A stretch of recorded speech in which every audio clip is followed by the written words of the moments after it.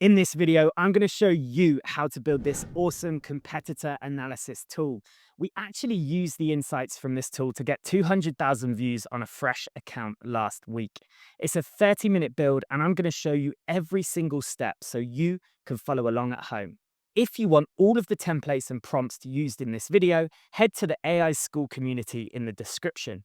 Everything you need is in there, as well as build support and all of our other automations. So check that out in the description. Let's get started. So there are two parts to this automation. And in the first part, we're going to scrape your competitors' social media posts. And as you can see, we've got a Facebook scraper, an Instagram scraper, and a TikTok scraper. But you can also put in LinkedIn, X, whatever you like, or take scrapers out. Once we've got that data, we're going to send it across to the second part of this automation. And this is where the magic happens. We're going to send those posts into Claude, and Claude's going to prepare our report for us. We're then going to convert that report into HTML, and then we're going to turn it into a PDF. Finally, we're going to email that PDF to an email address of our choice. And before we begin the build, I just want to show you what the reports look like. So here at the top, you've got a general overview before it flies into each competitor, again, giving you an overview of their activity before showing you the campaigns and promos they focused on. Then there's a table that gives you the top 3 posts for that competitor, including a link to the posts. And finally, it gives you some strategic recommendations for your own social channels. Finally, once it's gone through all of your competitors, you're going to get this final insights section. And this is where all the most important insights are and the best things that you can do to increase or improve your social media performance immediately. It's a really, really valuable report. It looks great. And this is the type of thing that you could easily sell to a business or use in your own business to improve your performance. And it's actually something we use all the time. So let's get started with the build. So the first thing you're going to do is head across to Airtable. And in Airtable, you're going to create a base and you're going to put your competitor's name, website, and their social links. You're also going to create columns where you can store their posts. Just make sure that the fields are long text fields here and single line text fields here.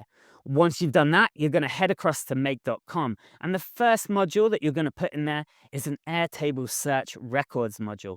And you're just going to make sure that this is pointing at the right place. It's found the right base, table 1, and you're going to select the data that is going to push through the flow.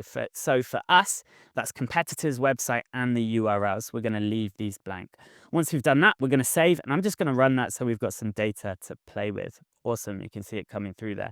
Next up, we're going to add an iterator, and an iterator is going to make sure that it treats each row as a separate entry and runs it through the flow individually. And again, we just want to make sure we're pulling through the right things, so we're selecting these. And once that's done, we're going to put in a router.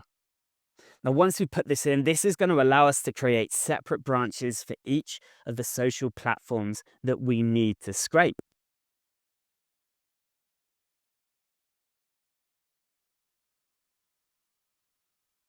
So I'm just going to get rid of this for now because we don't need it. And we're going to start with Facebook. The first thing we're going to do is put a URL filter here because we only want to pull through valid Facebook URLs.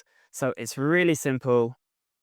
Just make sure that that text operator is contains, which is here.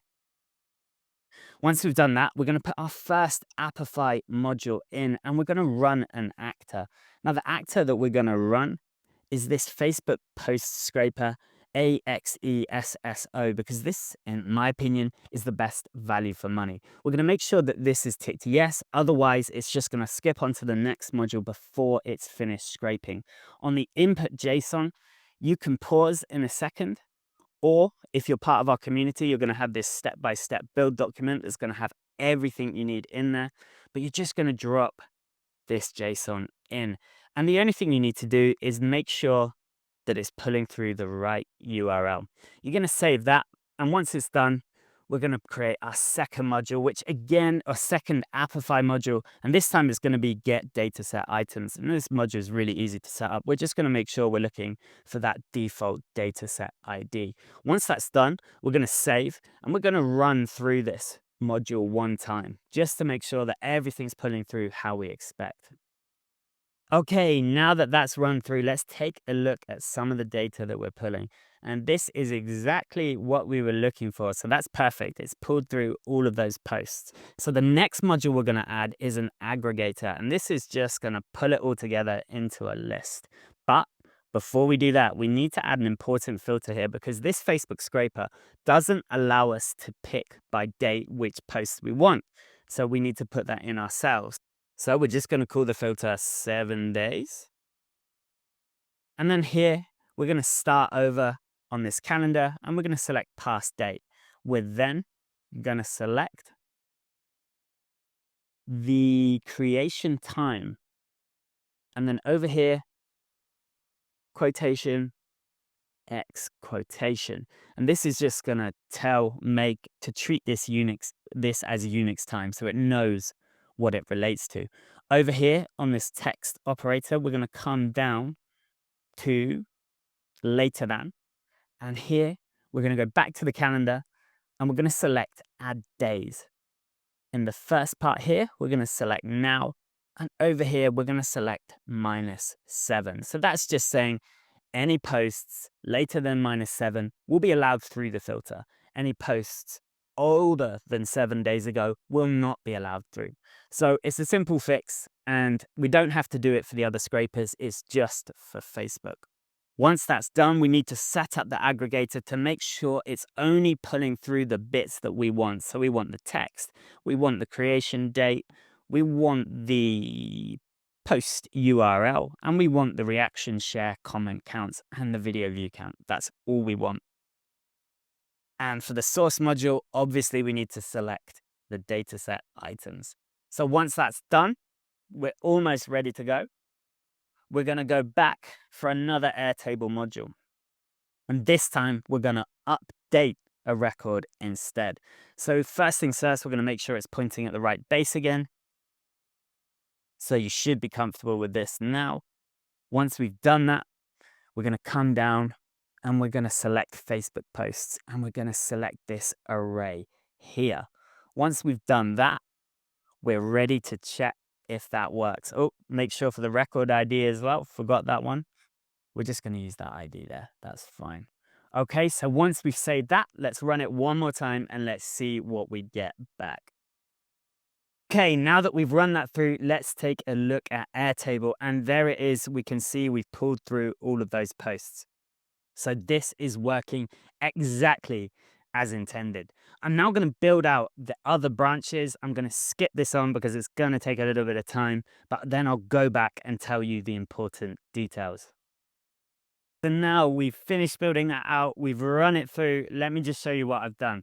So I've put in a URL filter for Instagram and again for TikTok. Then I've just put in some JSON here. Again, if you're in the community, you're going to have access to all of that. If not, then you can get it directly from Apify or you can pause and take a look now. There's TikTok. Then again, we've run it through into a get dataset module, and then we've aggregated it and updated Airtable. In terms of the things that we're pulling through, again, you can just pause and see the bits that we've decided are important. So here we've got text, hashtags, mentions, and then all the counts in there. Cool, so let me show you what that looks like in Airtable. And as you can see, we've now pulled through all of the posts for Facebook, Instagram, and TikTok. You can see one of the competitors didn't actually post on TikTok in the period, but the others did, so they have pulled through. So now that we're happy with the data that we've got, we're going to move on to the second part of this automation. And like I said before, this is where the magic happens. So the first thing we're going to do is set up another Airtable search records module. And you're just going to make sure that that Airtable is pointing towards the right base again. So as you can see, we're just going through and we're doing the same thing as last time. The only difference this time is instead of picking the URLs, we're going to pick the posts. Next, we're going to put in an aggregator module because again, we want Claude to treat this as one bundle of information. We don't want to run it through multiple times. So let's just make sure that we're selecting all the right things there. And once that's done, we're going to put our first Claude module in. And we're just going to select create a prompt. If you don't know how to set up Claude with your make.com account, let me know in the comments and we can do some video training for you. It's pretty easy, it's pretty quick, and it's going to open up so much for you. Right, we're going to put 3,000 tokens in and then add message, role, user, content, text. Now I'm going to copy and paste this text from here, but if you're in the community, remember you can just head across to the step-by-step build and you're going to get everything you need in there. For the prompt, I'm going to put it in. And for you guys that are just watching on YouTube, you can have a look quickly. We're basically telling Claude its role, its task, what inputs it will receive, the messaging style, and we've given it the report structure.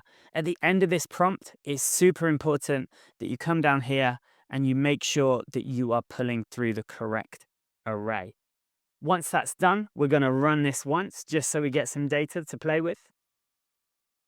Okay, now we're just going to check that output and make sure that we're happy with it. So we're going to come across here and yep, this looks like exactly what we were looking for. I'm just going to copy that because we're going to use it shortly. But before then, we're going to put in a sleep module. Now, the reason we're doing this is because Claude limits the number of input tokens that you can process through the API on the basic plan. So we want to make sure that we're not flooding it. But by putting a sleep period for 61 seconds, we space out the requests and we're less likely to get errors.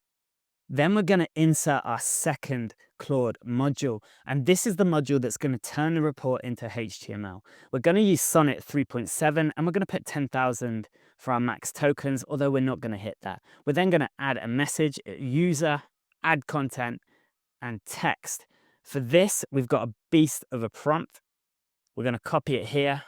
But again, this is all in the step-by-step build guide. And this prompt, like I said, is an absolute beast. And the reason it's so long is because it's actually got a full HTML template for Claude to adapt. We just want to make sure that the text response is from that previous module.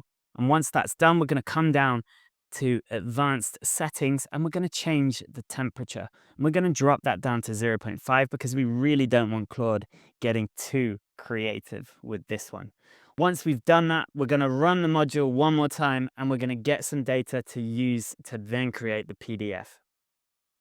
Okay, now that that's run, we can check out what we got back. And if we look at the output bundles here, here's all of that HTML, all of that good stuff that we were looking for. And there's a lot of it. I'm just going to copy that because we're going to use it in our next module. Okay, so next up, we're going to convert that HTML into a PDF, and we're going to use a module by pdf.co. And pdf.co is a really cool app that allows us to turn that HTML directly into a PDF. So you want to convert HTML to PDF module, and when it loads up, it's going to look like this. Just make sure you select HTML to PDF, and then in here, you're going to input that text response from the previous module. Make sure you get rid of the hello world as well, because we don't want that in there. For the output file name, we're just going to call it something like this, and we're going to select A4. We're going to make sure render page background is yes, because otherwise some of the styling isn't going to work. And we're also going to wait for full load. Once we've done that, we're going to save. Okay, now that we've built that module, we're going to run the entire thing and see what we get out. So let's get started. We should have a report very soon. Okay, now that that's finished, we can take a look at the report. So we're going to come across here to the output bundles, and we're just going to copy this URL. And we're going to put that URL into Chrome and see what we get back. This should be the PDF. And there it is, that beautiful purple gradient that we love, that executive summary, as you can see. An overview of the report. Then we've got each competitor with their best posts, even their campaign and promo focuses. Yeah, this is exactly what we were looking for. Recommendations there. Another competitor. Recommendations, yeah, and then we've got our key strategic insights all looking awesome. So there you have it, guys. That is how you create this report. I'm just going to show you how you can add the real cherry on top at the end, and that is You can email this to yourself, your boss, your client, whoever it is, it doesn't matter. You're going to select the email module. I've got it connected to my Gmail. Then you're going to add a recipient. So we're not actually going to use a live email here for this. Can do something like this. Just keep it super, super simple. And then for the HTML, for the content, I'm actually going to copy this from here. But if you're in the community, obviously you'll have access to all of this on the step-by-step build guide. But what I will say as well is you can just put text in there. You don't need to do anything complicated. This is slightly designed HTML. And once you've done that, you're going to come down to attachments, add an attachment, and select pdf.co, convert HTML to PDF. You're going to save that. And now every time you run this, you're going to get such a high quality social media report. It's awesome. And like I said, just remember, this is really practical and it's something we use ourselves. We had a fresh account, literally posted like 5 videos and it got 180,000 views using the insights that we got from this report. So it's something really valuable, whether it's for your own business, whether you're selling it to a client, or whether it's for you as a creator. It's just a really cool way of collecting information. And if you want to learn how to take this to the next level, then inside our school community, we've got guides on how you can hook this up into an agent to then write incredible content calendars and actually even go and create images, videos, and social post copy to accompany it. So if that's the type of thing you're looking for, check out our community in the description. If not, I hope this has been helpful for you. I hope that now you feel comfortable building this out for yourself, and I'll see you in the next video. Thank you.